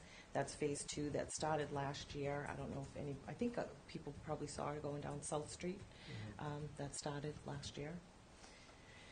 The Historic Commission is asking for $36,000 to do some additional improvements to the town barn and museum building behind the town hall here. What kind of improvement? Roof is one. And I think there was some type of flashing around the bottom that needed to be replaced to protect from leaking. So several years ago, they did had a historical survey of the building and kind of looked at needs. Yep. So these are just a few of the things. Okay, thank you. So they're going forward with that. And then the Friends of Friendship Park are asking for $320,000 to replace the current playground equipment at Friendship Park. So going forward, there's going to be some, hopefully there'll be some discussion between the CPC, our preservation consultant, and David, and you guys possibly, to figure out the best way to go forward with seeing if we can do all of these projects. Or Chris has also mentioned that he would be okay with waiting another year to continue with the cemetery work. So there will be some discussions coming up on that. So you may not know this, but the group that was started for the Friendship Park, I think they call it Friends of the Friendship Park, or yeah, right. Do you know how much they've raised, or if they've had any fundraising? It's not a ton. It might be a couple of $1,000. Yeah. But they did say that it's going to be a community build, so you wouldn't have those costs. And Chris is also in the process of, as soon as the weather warms up even more and the snow's gone, they're going to do an audit of the playground equipment. But I think he's pretty confident that most of the equipment there is either out of code, it's just in disrepair. So it's kind of a needed thing. So. Okay. There was some discussion of bonding, and that was the CPC's first project was bonded. It was paid for over about 5 years, and it was the Anderson Farm, and it was great. It worked, and it was 5 years went by quick. So so that's an option, instead of just spending all the money. Any questions? I have none. The only thorn in my side, and I've said this before, is the amount of money we spend preserving records. It never ends. Yeah. It never ends. It keeps going on. The price keeps going up. At what point do we find a better way to do this? And I'm just wondering, instead of doing a little bit each year, a little bit each year, and the vendor's price going up, would it be better just to get these records together and get it done? And how much that would cost? Because I remember from looking, I remember from looking at the invoices, it seems like the price kept going up. If we know we have to do it. Well, I would check, because they've actually requested more money each year. I think The town clerk asked for like, might have been 5 or 10 the first year. And now, I think last year it might have been 15. I remember back when I was on finance committee, which Yeah. was probably 10, well, at least 5, 6 years ago. I thought it was around $5,000. But that might be the amount that they're requesting. I'd have to look back and check out the invoices Okay. and kind of evaluate how much their prices have gone up for the Right. records preservation. And just, finding a better way to Yeah. keep our records. Going forward in the future. Yeah. But otherwise, 5 years from now, these prices are going to be, $50,000 and $20,000. You'll go ahead. How much is in that budget? So this is based off of, what, is it 1% of tax? 1%, yes. So what do we currently have? 136, 137? So how much is in the budget? Right now, the total, this is an estimate, it should be pretty close. It's $491,852 going forward into town meeting. So do we use this money? This money was designed by the land, which we did at one time by Anderson's file. And I agree with Denise, what you just said. But do we have to spend this money all the time? I agree with the Friendship Park. We find someplace like when we did they did vandalism at the cemetery. We took care of that. But wasn't the main purpose of this to be buying up land so it wouldn't get developed and reserved for future generations? Yes, some of that, it definitely could be used for that. But it just would take somebody to submit an application and have a project. But I know the taxpayer has the final say. Yes, absolutely. It's in articles. The CPC just reviews these and make sure, any application that comes in, we review it and make sure that it meets the CPA guidelines. And then everything gets pushed forward to town meeting, and the residents are the ones that say yay or nay. And where do we get that 1% again? It's taxes from the registry of deeds. So when people file documents, we get all the communities get a portion of it. Well, when we do allocate this money at town meeting, it's all used up and all these projects are done. There's no say, oh, we're gonna save the money to add this to just say Friendship Park, we approved it. To get it done, 300,000, then all of a sudden, 2 years later, oh, we need another $200,000 to start the project. But we never started it because we gave 300,000, we just went and we get more.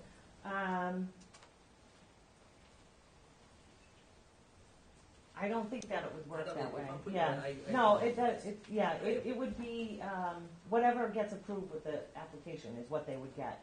And then if they wanted to do more or add something, they'd have to come back and get approved by the town. But the projects So- are done and the money's spent, correct? The previous projects? Yeah, whatever we approve, the money's always spent, it's all, we approve it at town meeting, and Mhm. those projects, where the money goes, we allocate it. Yep. And it's, all those projects are done, the money's allocated, and it's all done. Everything We go on. but the cemetery project never went forward. So that money, it's actually noted here, it will go back into the fund, so. What's the state match rate now? We get 1%. You can go up to 3, and communities get 3, get a second round of money. I thought at one point, whatever we contributed as taxpayers, the state Correct. matched. Yep. No, so the original legislation that it's still on the books says it's 100% match. However, I'm sorry, I That's- didn't no, understand that's what okay. you were That's all asking. right. so the last couple of years, the match has been in the high. It was 27%. Last year was 24%, and I am led to believe that it may be below 20% this year. So that's gone down significantly since we started this Yeah. program.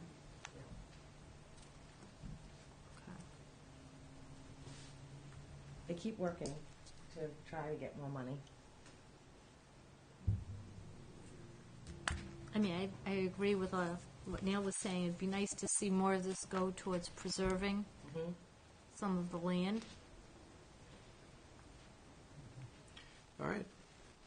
All set. Thank you, Cheryl. Thank Thank you. you. Thank you very Have a much. good night. You too.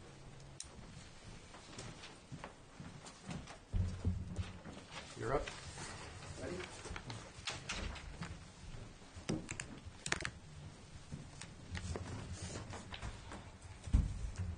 Yeah, I made a little cheat sheet, it'd be easier to understand. Thank you. Thank you.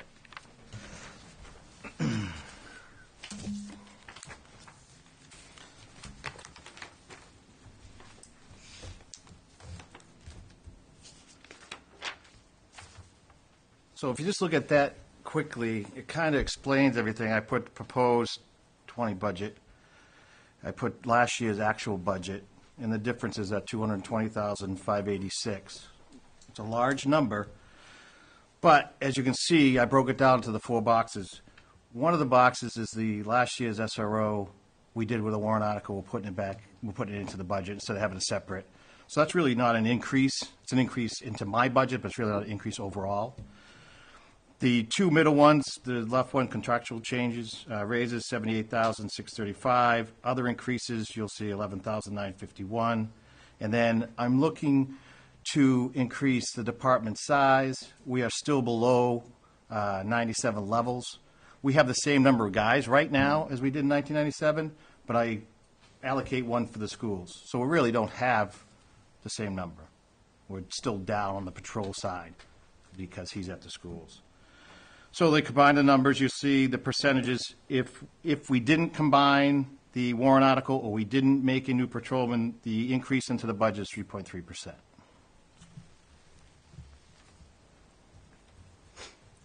If you look at, is there any questions about that or? I'm good. Eldon, Denise? I'm good. Yeah, I'm good. Good. So if you look at the actual line items, you can see the line items that change are basically reflective because of this. Obviously, permanent salaries. Get my eyes here. All of the overtime lines went up because they get a contractual 2.5% raise. So those are all increases for overtime. I increased the fuel heating line to 6,500. Heat's been insane right now. We're already about $800 over last year's budget. Could I Go ahead. just back up for 1 minute? Yep. On the overtime, Yep. and it made sense they were all going up by 3.75 until we got to vacation. That went up by 11%.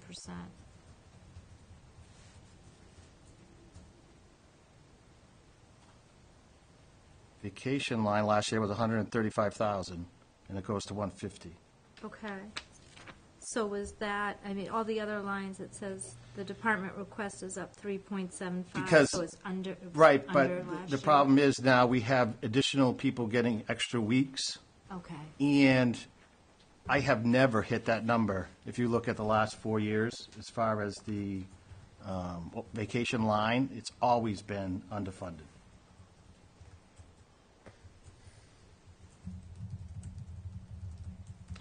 Court is a similar thing. I only went up the 3.75. Court, actually only have in my current budget right now $1,600, and we still got a lot of court left. These are unpredictable lines, unfortunately. Heat, I did go up in this budget. Like I says, I'm already $800 over my $4,000 limit this year. I don't know what the reasons are for it. Electricity, I lowered electricity to reflect costs for the last couple of years. I've also lowered gasoline. I'm a little apprehensive that I did that, as I'm looking at the gasoline right now. I only have a little under $12,000 left in this year's budget. And it's been running me about $3,600 every 35 days. I don't know why it's getting a little expensive. I think gas has stayed pretty steady, but I'm not sure why. So that scares me that I dropped that a little bit, but that's reflective there. I know they were requesting us to try to lower some of these lines, electricity and gasoline. The training expense went up $6,000, and that expense is for one reason.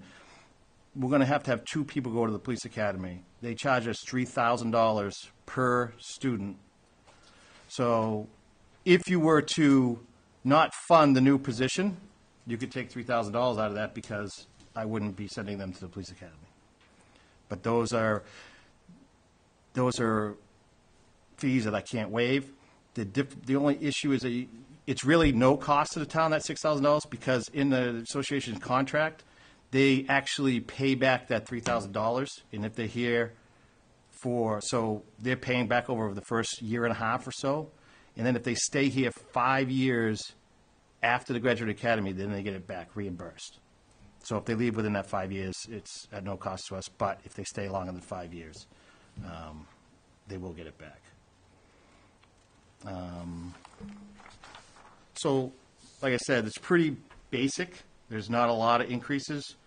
The only really increase that I'm looking for in this budget is the new patrolman. And I think if you look at everybody else's budget, everybody else's department, there isn't one department that is not at 1997 levels. And I know we're all doing a lot more, but everybody's doing a lot more. So, I'm really been pushing. Last couple of years, I've been talking to David about it, and the dispatch program we have has worked and helped us, but we really need a body.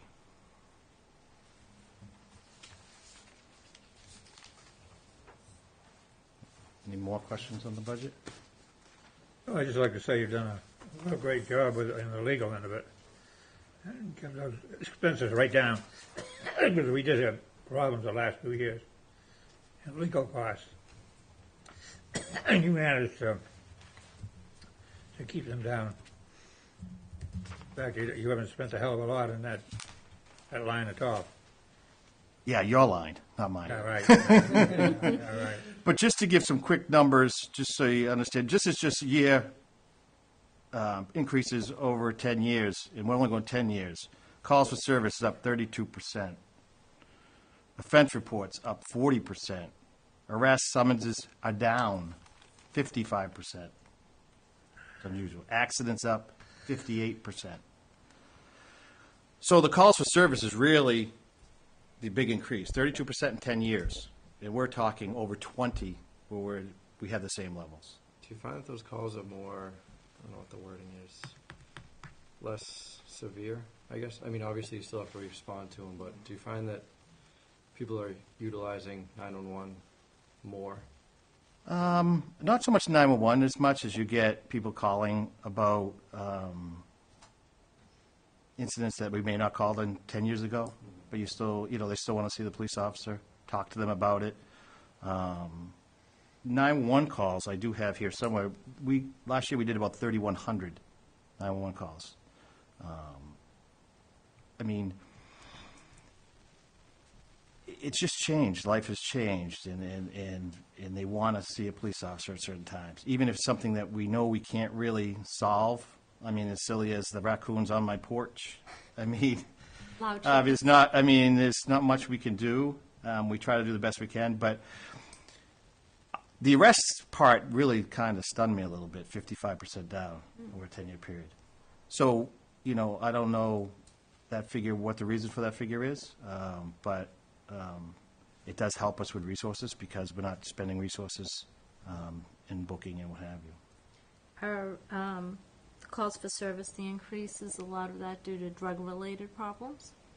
Well, it may be related to a lot of different things. I mean, we have so many more programs now. I mean, we have a clinician that we have in our department every Thursday night. We share with 5 communities. That's another grant. So we set them up with people that are having issues, and we're doing so many other services. It's not just, arresting people and put them, in booking and writing a ticket. It's blossomed so much that so many different services that we do, that's the calls of services are just up. People who are looking at the police more today than they did 10, 20 years ago for assistance in everything, with finding a bed for, somebody that has addiction problems, to coming in and talking about an elderly parent with Alzheimer's and what we could do for them. I mean, we're doing so many different services that we're just seeing more foot traffic than we ever did. The only reason I asked is I was trying to relate it to the lawsuit we're involved in for the opioid, and I didn't know if these statistics help us with that at all. Yep. So I had to prepare, 20 pages, and so I put all the statistics in, and the chief was instrumental in helping me fill that out. And accidents are up 58%? Accidents are up over 10 years, 58%. it's a crazy number, and it takes a lot of resources. 24, Route 24? No, No. I would say the increases have been on 106. 24 is, we go out there when we have to, but most of the time, state police takes care of 24. But we've been out there on this corridor, I don't know what it is, from, Bridgewater to Brockton. We're having a lot, and they can't keep up with it. So we've been out there a little more than we'd like to be. All right, any questions on this, or can I move on? No, move on. All right, want to go to that K-9? Yeah. Where's that? Put my K-9.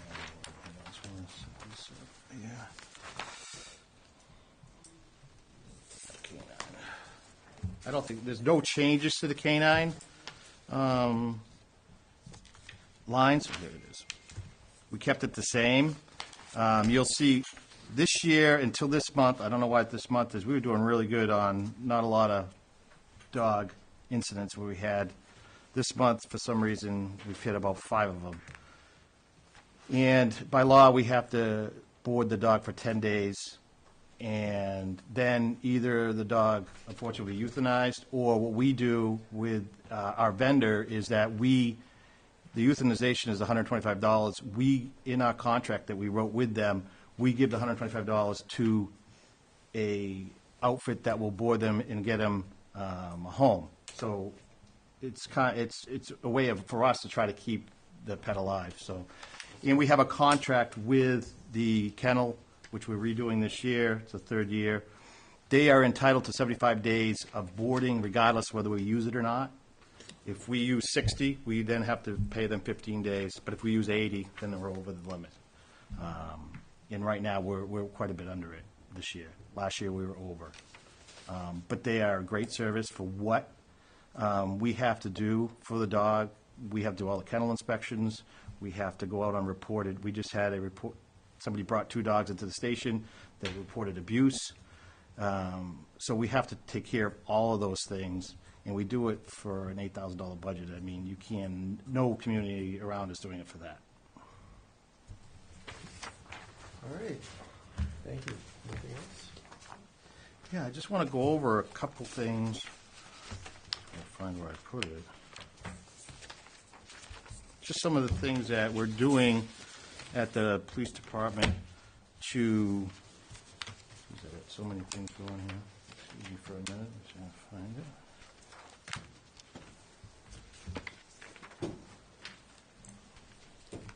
Some of the cost savings measures that we've changed to, oh, you're kidding me here. I'm going to have to,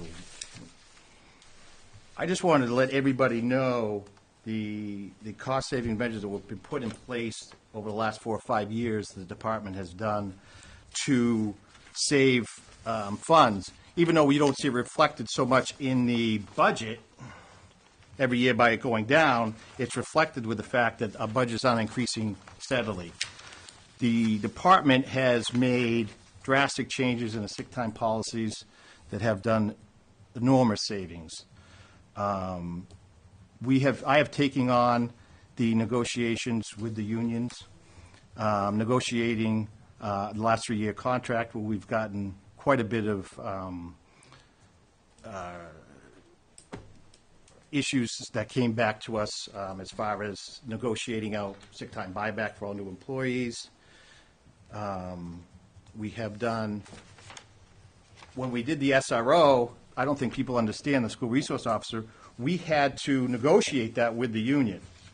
The union, I sat down and negotiated with the union in reference to this SRO and negotiated with them the hours of work, because it changed, the time changed, the use of vacation and holidays, when they can use it, changed.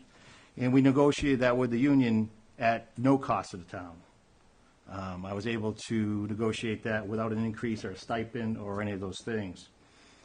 I started a program where we consolidated some training, and I changed a grant where I was able to use some of the grant money instead of some of the line item money that we use.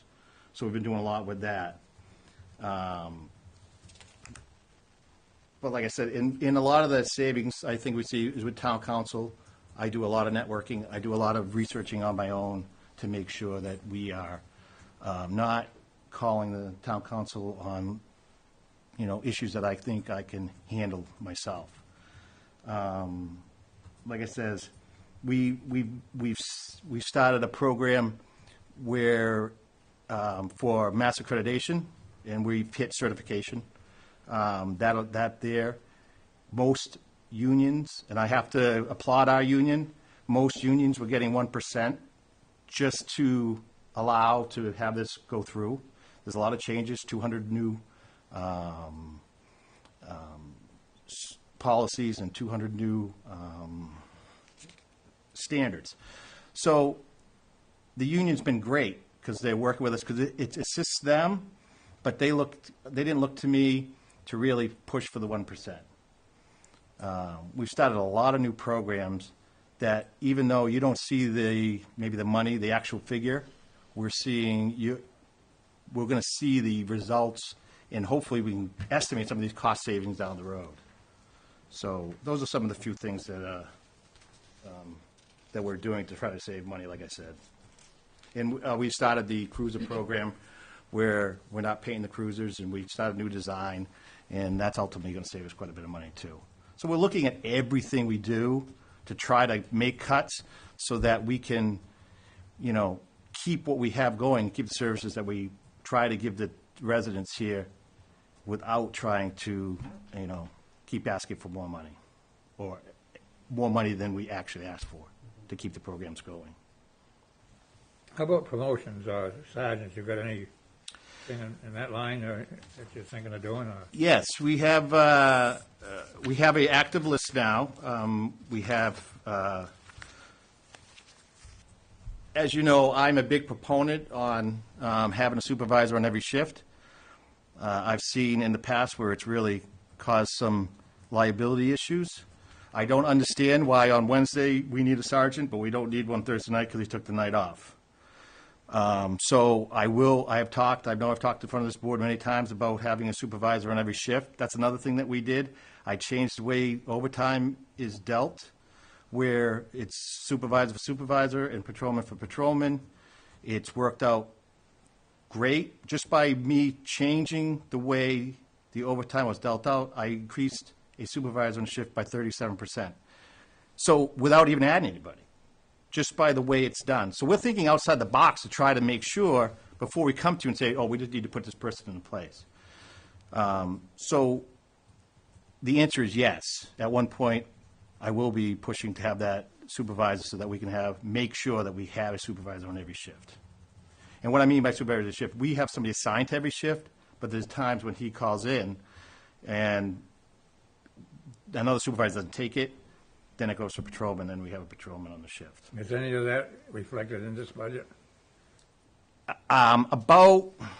There is a little bit of money, but the problem is I cut some other lines that I think that are going to hurt me. So I'm hoping that there'll be money in this budget to do it sometime or just after the first of the year. But I have to look at the budget at that point to see if it's actually doable.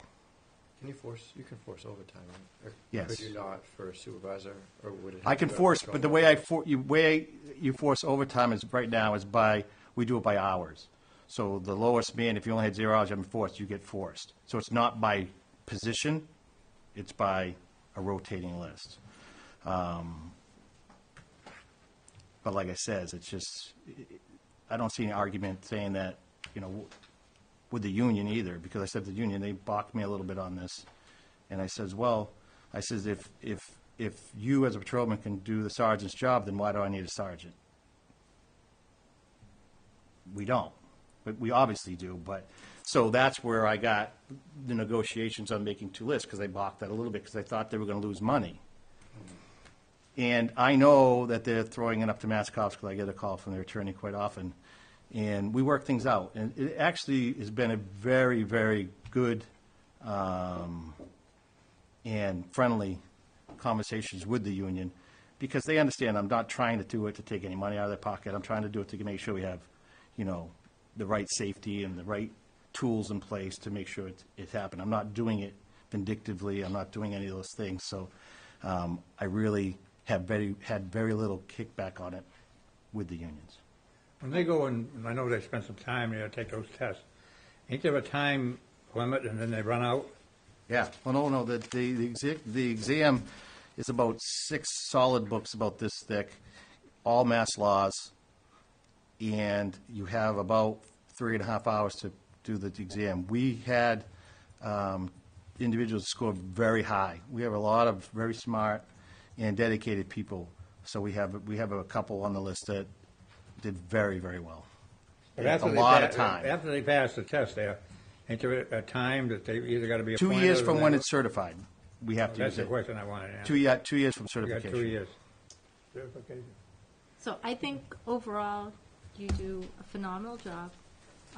And thinking out of the box is exactly what we need because our budgets are pretty much stretched. But, well, one of the things I was looking at is West Bridgewater, our income per capita is $36,000. And yet our budget is comparable to towns like Dover, where their income per capita is $215,000. So when we're trying to do what we can with these budgets, it's not because it's just a matter of looking to cut dollars wherever we can. It's a matter of the sources of the money. No, It's I- coming from a population that's really, And just for clarification, you're referring to the oversized overall budget, not the specific police budget? exactly, I'm referring, yes, Vic, I'm referring to the overall town's budget. So when we're sitting here questioning, well, why is this number this one's gone up, this one's gone down, it's because of the sensitivity of the population that's represented, that's sponsoring or paying these taxes. All I can say is the programs that we've put in place, some we can put an exact dollar figure on. Exact dollar, I give it to you, and they're undisputed, because we can just see them. And there's a lot of programs that we do that we don't know the dollar figure to. What did they save? Did they save us a lawsuit? Did the training help that person not to put us in a lawsuit? Did the policies and procedures that we're doing with all these new 200 standards that we're putting forward, that's a lot of work. Are those standards, our offices holding up to them? So all of these things are unknown. We're going to get sued at one point. I'm going to get sued. There's no question about it. There's something going to happen. But the thing is, we've put all of the things in place to block that we're incompetent or we're reckless or we're doing things. We're putting things in place to block all those things. So those figures, you just don't know the figure. But I'll tell you, this budget here, there's 12 line items that haven't been changed in 10 years. So everybody, I get kind of tired of people saying, oh, we don't cut. They haven't increased in 10 years. That's a cut. Right. We haven't had the staffing since 1997. We have 20 years where there's no officer been there. That's a cut. Okay, cutting the budget. Okay, yeah, every year you don't go down. I get that. But they don't understand some of the peripheral cuts. And that's to you. There's a lot of cuts that have been done just because we haven't filled those positions. No, I'm not saying that you haven't cut. I find it kind of surprising that you haven't increased the number of offices since 1997. That doesn't make sense. 1997, we had 22. Today, we have 22, but one's in the school. So, All right. Any other questions? No? Thank you, Chief. Yep.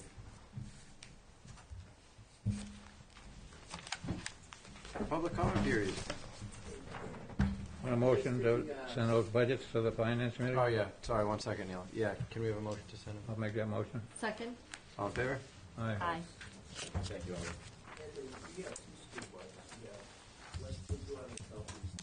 Yep. They haven't come in yet, no. I think we got a letter, though, it's around 600,000. Yes, and they will be here at the April 3rd meeting. Remember when we had Elder Uno and Pat's probably the last election, when Mickey Frakes was on that board, we come out, we were like paying $600,000-$700,000 for that school for small people. And the per capita that we're putting there and the surrounding towns that we go in the cities, they were paying a lot less than us. Now I see that budget going up and up and up. Yeah, they may not necessarily be paying less than us, but they're paying less per student by far, absolutely. And I remember him when Christine Canavan was the state rep. He was always saying, not saying, criticize her. She should be working harder to get more money or whatever it should be for us to be going there. But I see that budget going up again, and so we really have two school budgets, that and that. And I remember we refused the Southeastern's budget at a town meeting. And we had to have a special meeting to redo it again. Eldon might remember. In the Oh, past. yeah, we had quite a battle there. I think that what I remember from Finance Committee was that budget, I think, is also tied to the demographics of our town. I think it looks at, They just want, Looks I at don't income, think, well, they just income, want to yeah. change the formula. And when you talk about, like, Oakley's going to that thing Friday, maybe we should have a grant write-up to make sure if any money's out there, if you get anything from federal government, there's strings attached. You get something from the state, you get the money and run. But when you, like local aid, when we got money from the lottery, we had to depend on that every year. But if you're gonna balance your budget on that every year, if it's not there, then you gotta raise the tax, things like that. But I think it's, my opinion, have a grant writer. Christine Canavan said that years ago to us at the Democratic Town Committee. You should have a grant writer, get them from the college, they write them up for everybody, and just submit them, and just, even if you get $100, it's better than getting nothing. That's all. Town Administrator's report. Thank you, Mr. Chairman. Just a couple of items. One is that as part of the receipts that we discussed earlier, or the charges from the state, one of those charges is Plymouth County Mosquito Control Project. So every single year we get charged that. So this was just an FYI. Their budget just came in. They're proposing for their FY20 budget a $37, almost $38,000 total budget, which is up 5% year over year. Again, that gets automatically charged to the town. We don't have any ability to be able to manipulate that budget.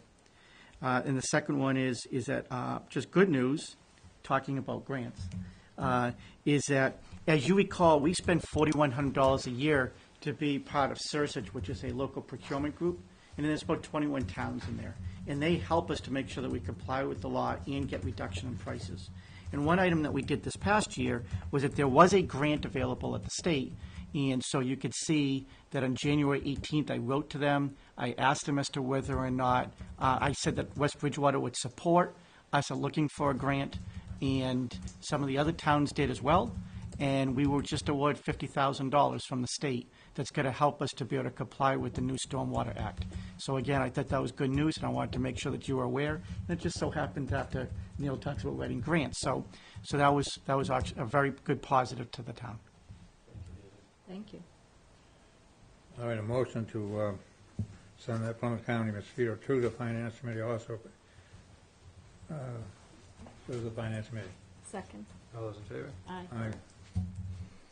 Okay, at this point, I would entertain a motion to enter into executive session, not to return to open session for purposes of conducting contract negotiations with non-union personnel, specifically the police chief. Roll call vote. Reyes? Yes. Maria. Kenny, yes. Thank you. Good enough.